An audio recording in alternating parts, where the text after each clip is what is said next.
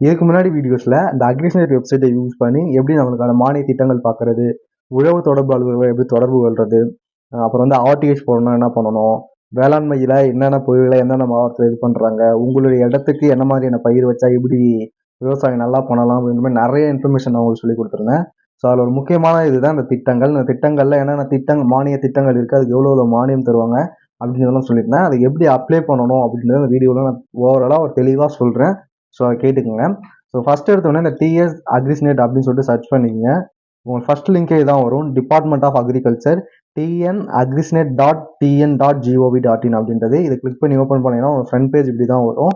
So இதில் பார்த்தீங்க அப்படின்னா நம்ம ஆல்ரெடி வேளாண்மை ஒரு பார்வை திட்டங்கள் பற்றிலாம், விவசாய பகுதிகளில் இருக்க உர இருப்பு, உர விலை நிலவரம், பூச்சி தாக்குதல், நோய் தாக்குதல், பயிர் காப்பீடு, நேரடி கொள்முதல் நிலையம், குறைந்தபட்ச ஆதரவு விலை, இதை பற்றிலாம் போட்டுருந்தோம். இசிடிஎஸ்லாம் ஆர்டிஹெச் அரசாணைகள்லாம் வெளியிடறாங்கன்னா அதெல்லாம் எப்படி பார்க்கறது அப்படின்னு போட்டிருந்தோம். தொடர்புகளில் உயர்வு தொடர்பு அலுவலர்களை எப்படி நம்ம தொடர்பு கொள்ளணும் அப்படின்றத பற்றி பார்த்துருந்தோம்.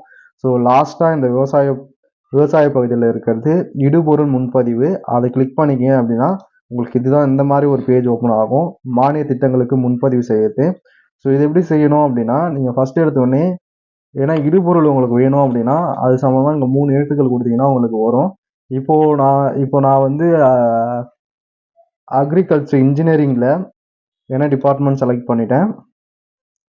வேளாண்மை இயந்திரமாக்குதல் துணை திட்டம் இது கொடுத்துட்டு, இதில் வந்து வேளாண்மை இயந்திரங்கள் மற்றும் மானிய திட்டங்கள் கொடுத்துட்டு, இதில் எனக்கு வந்து இப்போ வந்து வைக்கோல் கட்டும் இயந்திரம் எனக்கு தேவை. ஸோ இங்கே ஒரு இன்ஃபர்மேஷன் கொடுத்துருக்காங்க பாருங்க. புதிய பயனாளியாக பதிவு செய்வதற்கு தேவையான விவரங்கள் முன்கூட்டியே சேகரித்து பின் பதிவு செய்ய தொடர்பும் அப்படின்னு சொல்லி கொடுத்துருக்காங்க. ஆதார், கைபேசி எண், நில சர்வே எண், உட்பிரிவு எண், வங்கி கணக்கு எண், IFSC கோட் இதெல்லாமே உங்களுக்கு தேவை. ஸோ அதுக்கப்புறம் ஃபார்மர் ஆதார் எண், ஃபார்மர் நேமு, அப்புறம் வந்து நேம் ஆஃப் த ஃபாதர், தந்தை அல்லது மனைவி பெயர் இங்கே கொடுக்கணும். Mobile number, social status SC STயா ஜென்ரலான்னு கொடுக்கணும். அதுக்கப்புறம் ஓனர்ஷிப் ஓனா இல்லை கல்டிவேட்டரா அப்படின்னு சொல்லிட்டு நீங்கள் கொடுக்கணும். அதுக்கப்புறம் பாலினம் நீங்கள் ஆனா பெண்ணா அப்படின்றத கொடுத்துட்டு உங்களுடைய ஃபோட்டோ அப்லோட் பண்ணணும். அதுக்கப்புறம் வந்து இருப்பிட முகவரி, உங்கள் அட்ரஸ் வந்து இந்த இடத்துல டைப் பண்ணணும்.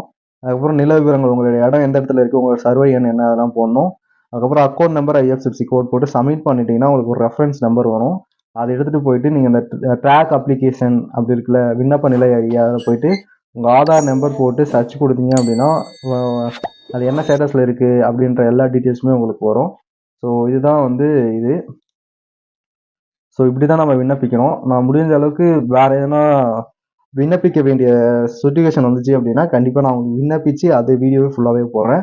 ஒன்றுமே இல்லைங்க, நீங்கள் என்ன ப்ரௌசர் யூஸ் பண்ணாலும் TN அக்ரிஸ்நெட் அப்படின்னு சொல்லிட்டு போய் டைப் பண்ணுங்கள். அதில் வந்து ஃபர்ஸ்ட் லிங்க் கண்டிப்பாக அந்த லிங்க் தான் வரும், டிபார்ட்மெண்ட் ஆஃப் அக்ரிகல்ச்சர் அப்படின்றது தான். tnagrisnet.tn.gov.in அப்படின்ற ஒரு வெப்சைட் வரும். இதில் போனீங்க அப்படின்னா இந்த மாதிரி தான் ஒரு இன்டர்ஃபேஸ் இருக்கும். இதில் இந்த விவசாயிகள் பகுதி அப்படின்றது போயிட்டு இடுபொருள் மானியம் முன்பதிவு அப்படின்றத கிளிக் பண்ணுங்க. கிளிக் பண்ண உடனே உங்களுக்கு இப்படி தான் வரும். ஓகேவா? இப்படி வந்த உடனே உங்களுக்கு எதனா இடுபொருள் வேணும் அப்படின்னா இந்த பாக்ஸஸ்ல நீங்க எதனா டைப் பண்ணுங்க, ஒரு 3 லெட்டர். உங்களுக்கு அந்த இடுபொருள் இருந்துச்சு அப்படின்னா அதை நீங்க வாங்கிக்கலாம்.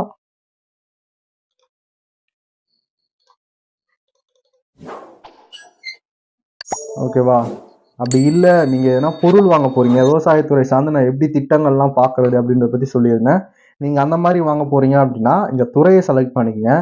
ஃபார் எக்ஸாம்பிள் இப்போ வந்து நான் அக்ரிகல்ச்சர் துறையை செலக்ட் பண்ணிட்டு இதுல வந்து வேளாண்மை இயந்திரமாக்குதல் துணை திட்டம் இதை செலக்ட் பண்ணிக்கிறேன். இதுல இப்போ ஃபார் எக்ஸாம்பிள்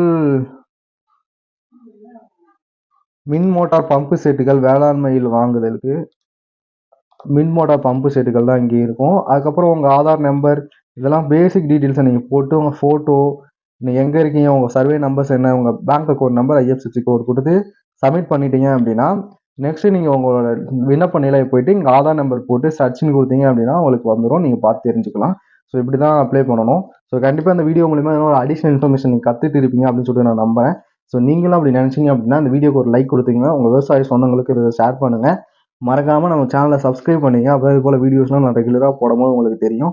விவசாயத்தை ஒரு மதிப்பு கூட்டு பொருளாக, விவசாயத்தை ஒரு ப்ராஃபிட்டபிள் பிஸ்னஸாக எப்படி பண்ணுறது அப்படின்றத தொடர்ந்து நான் உங்களுக்கு சொல்லிக் கொடுத்துட்டே இருக்க போகிறேன். ஸோ அதெல்லாம் நீங்கள் தெரிஞ்சுக்கணும்னு நினச்சிங்க அப்படின்னா மறக்காமல் என்னைய சப்ஸ்கிரைப் பண்ணிவிடுங்க.